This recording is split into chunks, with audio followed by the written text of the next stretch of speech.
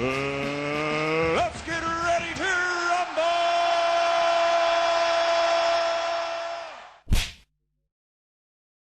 Matchroom were not investing so much into a fight with Brian Norman, because no disrespect to Brian, he's on nobody's radar in terms of an attraction. The 1.7 he was offered was to get hold of his belt. That was the bargaining chip, is the belt. It's the reason Caleb Plant got 10 million to fight Canelo. That was the last part of the jigsaw to become undisputed at 168. And it seems Ben Shalom doesn't seem to understand why fighters can demand high prices at times and other times they can't.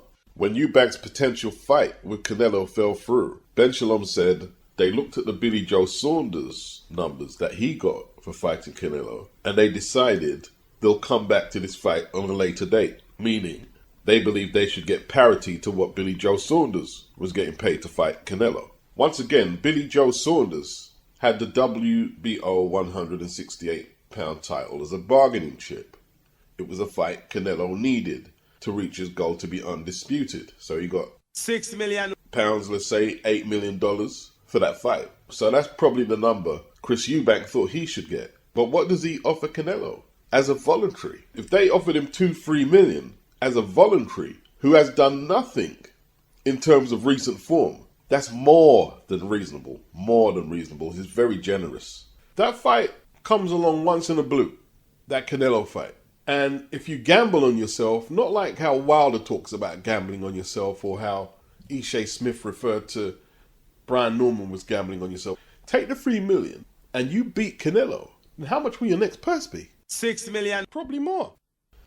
People are asking why Eddie Hearn continues to lose purse bids. Well, the facts are he wins more purse bids than he loses. Only when he wins, it's not reported as a story. I don't know if there's many promotional outlets who have as much champions as he does, which means he has to engage in more purse bids than the average promoter.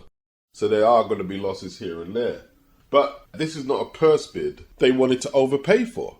Or they would have done against an opponent that Boots has beaten already. Won every round. Karen was scared to exchange punches with Boots. They don't want to put that on the network. Eddie Hearn can't lose something he don't want. You know, like the Sandor Martin fight with Devin Haney, and he told y'all he wasn't going to bid on it, and then he didn't bid on it, and Devin Haney got upset. Some people get it. That gentleman, he gets it. But, you know, they're trying to use this now. Eddie Hearn don't care about Boots. He's not investing in Boots. Paulie Malignaggi saying that Eddie should have gave this guy 500 grand extra. Why is it with Eddie Hearn, he should just pay whatever is demanded across the pond? Why should he do that? The original offers exceeded Brian Norman's market value by far.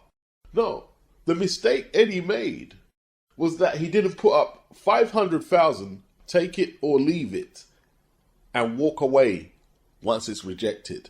That's what they should have done. 500,000. Your last purse was 100,000. You're not signed to us, you're signed to Top Rank. Go get your promoter to make up the shortfall of what you think you should be making. Like Brian Norman Sr., no disrespect. Sr. is asking the rival promoter to pay his son's taxes on the purse he offered him, to pay the trainer his cut.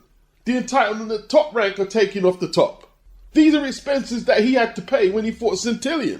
You have to remember, Brian Norman has two hands, like Boots. It's not a foregone conclusion that Boots wins the fight. But Eddie is willing to invest and gamble a certain amount. But there comes a point where you're leaving yourself exposed now. Where's the gamble from Top Rank? Aren't they supposed to be investing in Brian Norman like Eddie's investing in Boots? And how will Eddie be able to negotiate with fighters outside of the Matchroom fold? You just ask your number and I'll pay you. How sustainable is that? It's not sustainable. It's stupid. Do you know how much Hall of Fame and all-time great welterweights never even got $500,000 purses? And he wants that on top of the mammoth first purse he was offered. Boxing today has too much average fighters who have self-esteem that is just a little too high for what they've accomplished. Jaron Ennis is 27 years of age. He's had 31 fights. His first fight with Matchroom was his last one against David Avanesyan when he was emailed the belt. He was on the PBC for how much years? How much time did he fight in America and he couldn't get a crack at a proper title? He had to be emailed the belt. And now all of a sudden, you got these people out there blaming Eddie for Boots' career. Eddie's sabotaging his career. Boxing News 24, after Eddie didn't pay the 500 grand to Brian Norman, although the fight was off the table at this stage because they already refused a couple of offers and the IBF had enough and they ordered the mandatory against Caucasian. That Boots has to fight his mandatory, it was too late. Not that Eddie should or would have paid him the extra 500 grand. Boxing News 24 are saying the Caucasian fight is a step backwards for Boots. That's what they're saying, right?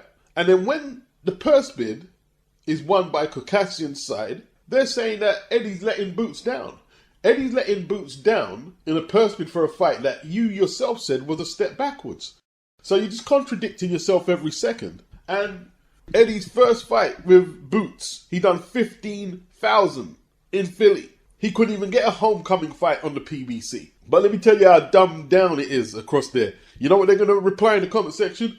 Boots didn't fight on the PBC. Yes, he fucking did fight on the fucking PBC.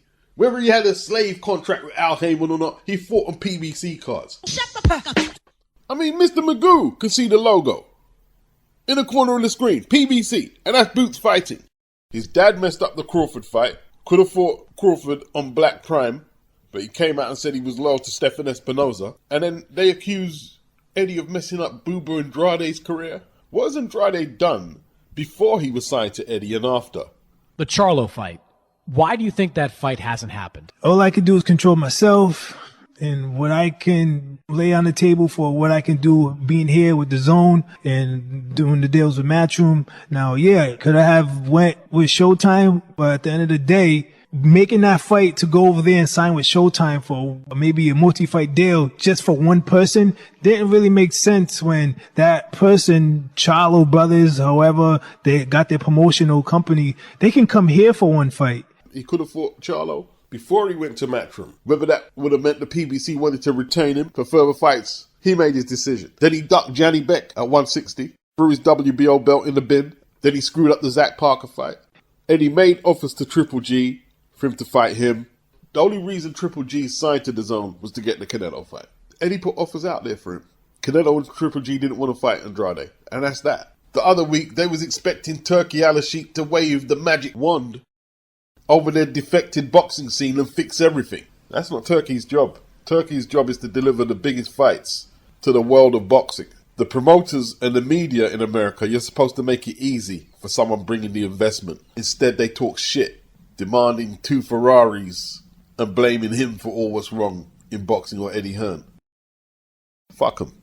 Inbox, everything was flooded with people talking shit.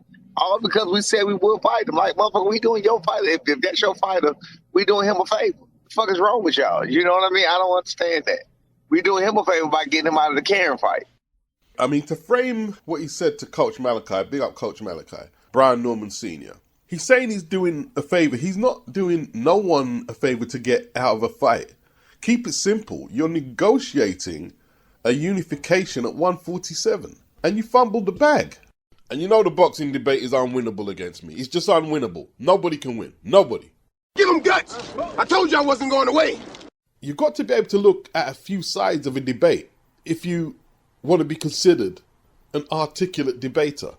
Why is Bob Arum not making this opportunity a reality for his fighter, a career highest payday? Why isn't he making it as easy as possible?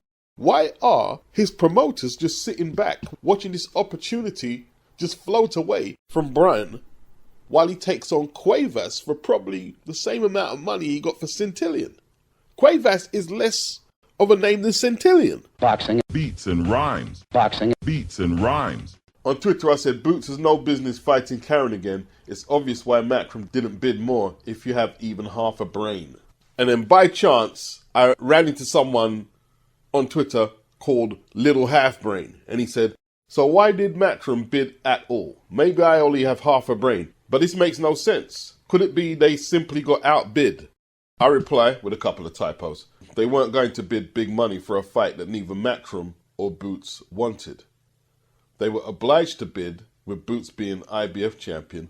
Boots would have been stripped automatically if they didn't bid. They are basically buying time to decide whether they're going to take on Karen or move up to 154. Now, little half-brain with his feminine energy, and I talk to dudes specifically as an elder, Hold off the feminine energy. Stop writing with emojis. Stop writing with emojis and tears of laughter. And think pragmatically what you're going to say and what you're going to write.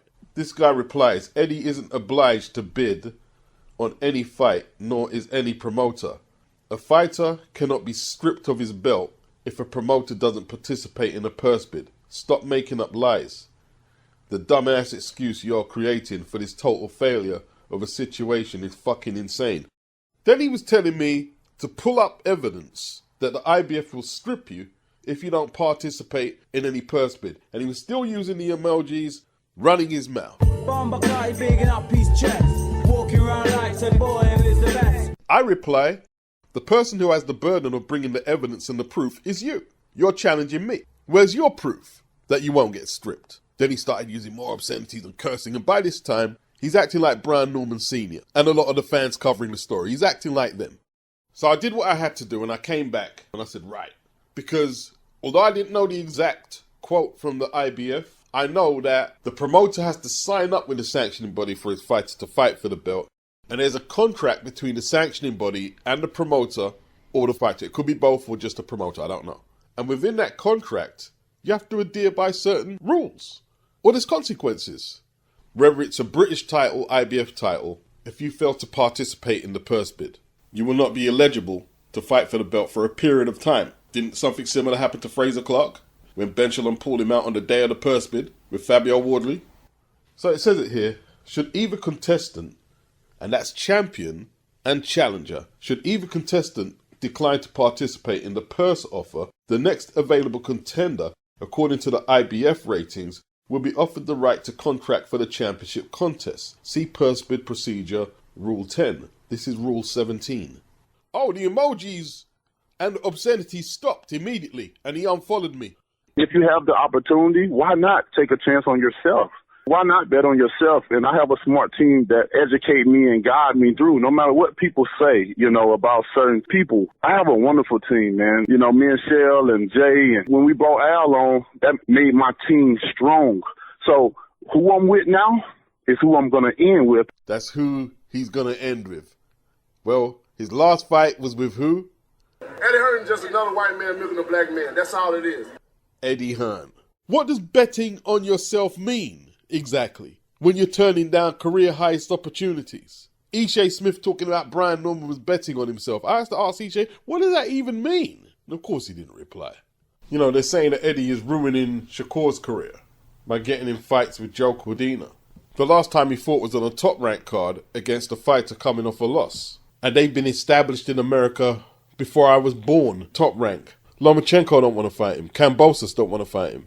Golden Boy, William Zabeda don't want to fight him. PBC can't get the fight with Tank. But yet Eddie's supposed to pull opponents out that will satisfy you from where? And do you think that's fair?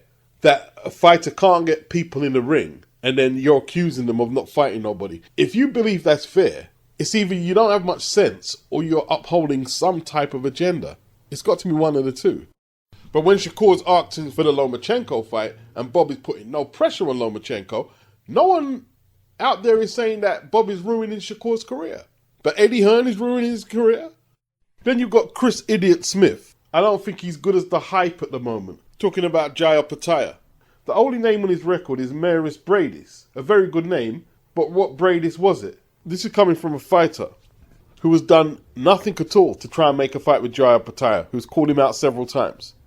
This is coming from a fighter whose stablemate, who he fought last, Richard Riakporhe, abandoned a purse bid on the day of the purse bid against Jaya Pataya. The media, they suck. They don't stand up for the fighters who can't get fights, but are being labelled to have weak resumes. It sucks you don't stand up for that, when the examples are abundant. Name them names, man. They know who they is. Name them names, please. The names need to be named. They know who they is. There was a few people, not a lot, there was a few people complaining that Charles Conwell, Golden Boy, easy fight to make. In theory, they're both in the zone. Could be the alternative opponent since Brian Norman fumbled the bag. But Boots hasn't got long at 147, so if the alternative is to move straight up to fight Charles Conwell at 154, it's an excellent fight. Charles is a very good fighter, and I don't know what anyone's complaining about. Boots is getting $3 million a fight. He should be taking tough fights like Charles Conwell. Who else should he be fighting for that money? You could say he got a tough but comfortable debut against Avanesian. Now it's time to really get that resume heating up. That's a good fight. Conwell, 20-0, 15 inside the distance, 26 years of age. He's a live dog. He's very aggressive. R.I.P. Patrick Day. They're complaining about that, saying it's a tough fight. Eddie doesn't know what he's doing. He's going to get Boots beaten. Conwell and Boots is an old school American fight. And for the money they're getting, a belt is not necessary. You can go fight for straps in your next fight if you win. Some people are saying that Eddie is lowballing Conwell as well, but I've heard on good authorities the negotiations are not a done deal yet. So we'll wait for further confirmation whether it's happening or not. I've also heard conspiracies that Eddie's trying to con Boots out of his belt, his IBF belt, so Conor Benn can fight for it. Like, I don't understand these people at this point here. They just got some weird takes on boxing. Some of the weirdest takes. So, are they saying Eddie is an opportunist and he's now just seen an opportunity how to get Conor a belt? Or did Eddie actually sign Boots, the IBF champion, so he could get him to vacate the title so Conor can get it? It's a bit clunky, convoluted. But, you know, that's what they believe.